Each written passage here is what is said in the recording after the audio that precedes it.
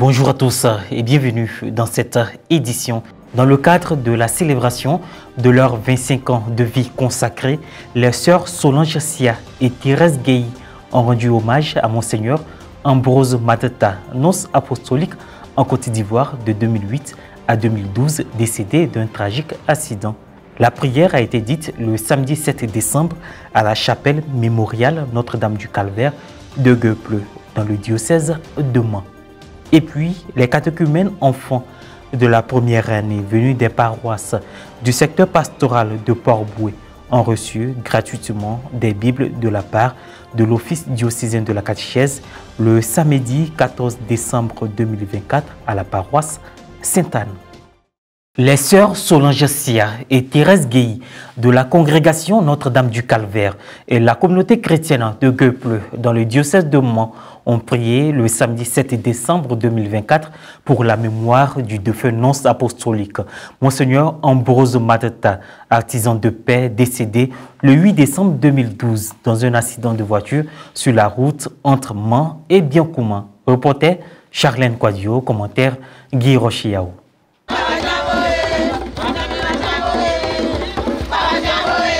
Gueupleu, village situé à 8 km de Mans dans la région du Tonkpi, a abrité un événement inhabituel.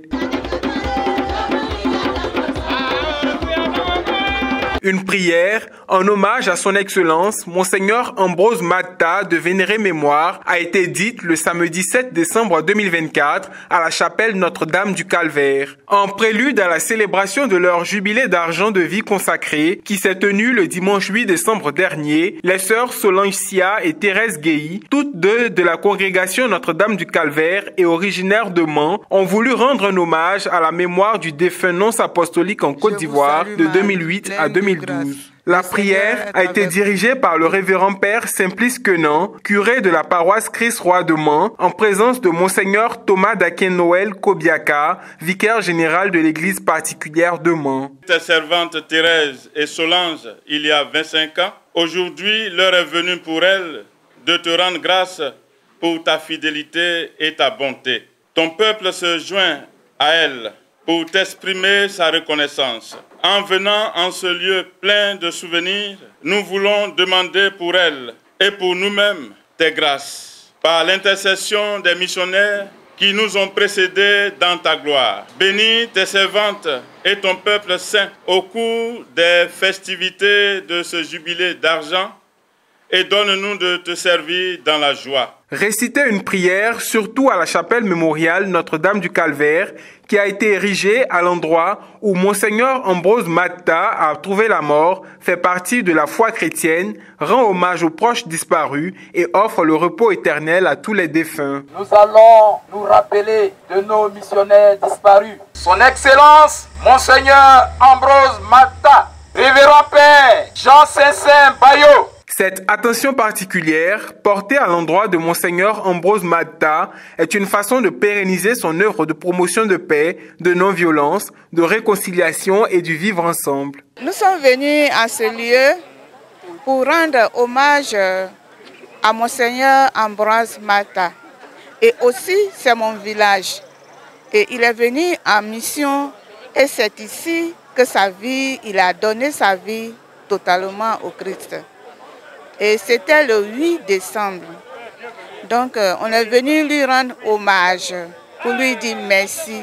Merci pour le don de sa vie à l'Église du monde entier, en particulier à l'Église de Côte d'Ivoire. Donc, ce lieu, c'est symbolique pour nous. C'est un lieu de don de soi. Vous voyez que là, la Pietà, il s'est donné au Christ. Donc, le lieu est très important pour nous. Chaque fois que je vais au village, je reste ici pour prier un peu avec lui. Parce que c'est ici qu'il a laissé sa vie. Nous sommes avec elle dans leur cheminement à la suite du Christ. Et nous venons leur témoigner notre amour, notre sympathie.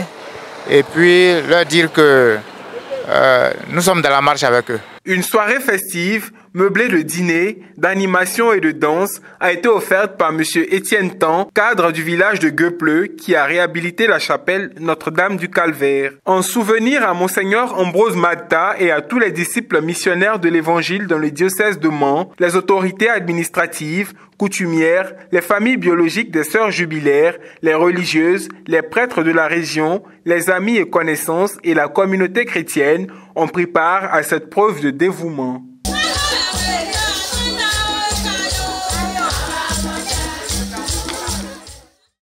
Soutenir les fidèles par la parole de Dieu est l'un des objectifs de son Excellence, Monseigneur Raymond Awa, en initiant le Temple de la Bible pour enfants.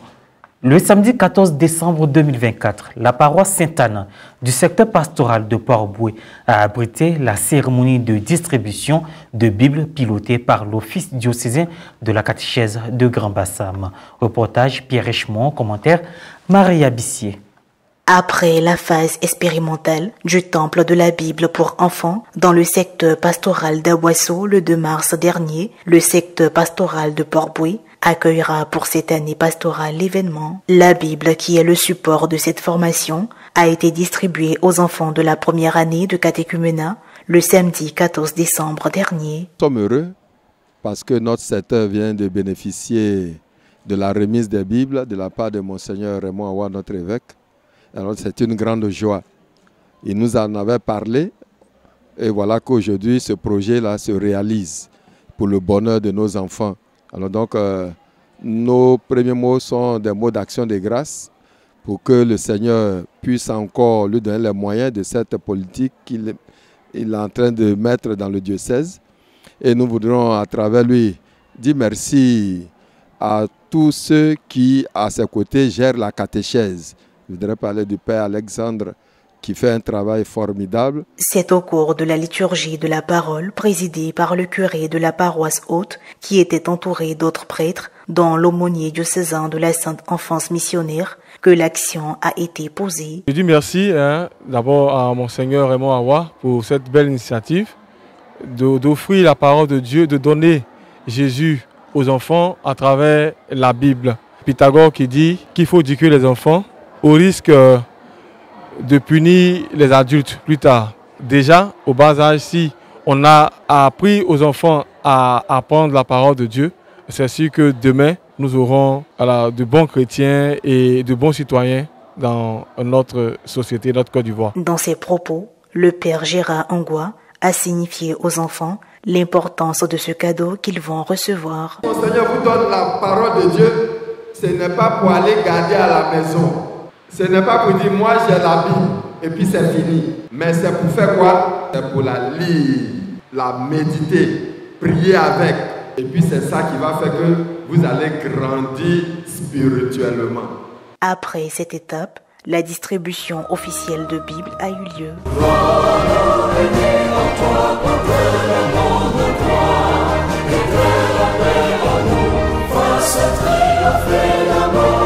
Certains récipiendaires très heureux se sont exprimés. Je vais bien entretenir ma Bible, je vais bien la lire et je vais bien la lire avec mes parents, mes partenaires et mes amis. Lorsque j'ai reçu cette Bible, j'ai été ému et je remercie Monseigneur Raymond Awa et que Dieu l'aide dans sa tâche. Je vais bien entretenir la Bible, je vais bien lire la Bible pour qu'on bénisse Monseigneur Raymond Awa. De même qu'on suit les enfants dans le cadre de leur santé, qu'on suit les enfants dans le cadre de leur formation à l'école, les parents sont chargés de suivre les enfants au jour le jour.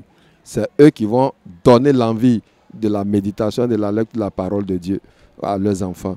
Alors donc, chers parents, soyez proches de vos enfants, veillez sur eux et permettez à chaque enfant de pouvoir méditer cette parole de Dieu qu'ils ont reçue aujourd'hui. Le processus étant lancé, les membres de l'Office diocésain de la catéchèse expliquent la suite de l'initiative. La prochaine étape après la distribution, c'est la préparation au Temple de la Bible Kinds, le Temple de la Bible enfant. Donc les enfants feront la préparation avec leurs animateurs de catéchèse, aidés aussi par les parents.